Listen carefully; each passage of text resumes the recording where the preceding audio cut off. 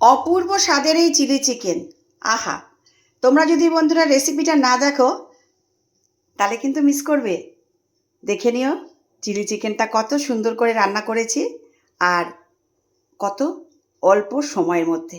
Hi friends, দেখো রান্না করতে চলে এলাম। দেখো আজকে আমি মুসুরির ডাল করে নিয়েছি, 5 ফোড়ন আর রাঁধুনি ফোড়ন দিয়েছি।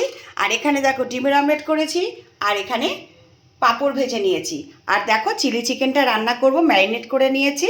ডিম, কর্নফ্লাওয়ার, সামান্য একটু নুন, হলুদ, কাশ্মীরি মির্চ, আদা রসুন পেস্ট দিয়ে আমি ম্যারিনেট করে নিয়েছি। এখানে আদা কুচি, রসুন কুচি, ক্যাপসিকাম, পেঁয়াজ, আর এখানে tomato sauce, chilli sauce, soya sauce ready করে নিয়েছি।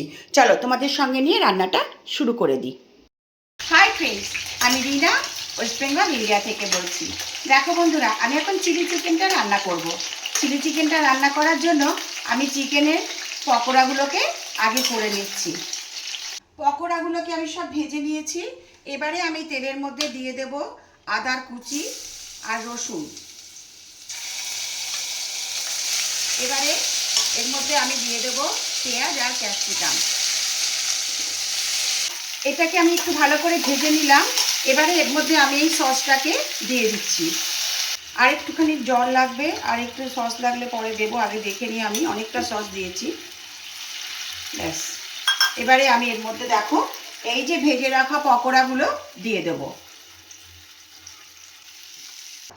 চিলি চিকেনটা আমার কমপ্লিট হয়ে গেছে, এটাকে আমি সার্ভ করে দেবো। কেমন হয়েছে অবশ্যই তোমরা বলবে। আর তোমরা কারা কারা চিলি চিকেন খেতে ভালোবাসো এটাও কিন্তু আমাকে জানাবে। ভিডিওটা ভালো লাগলে একটা লাইক কমেন্ট করো। এরপরে নেক্সট ভিডিওতে আবার দেখা হবে। আমার অনেক অনেক ভালোবাসা নিও। টাটা।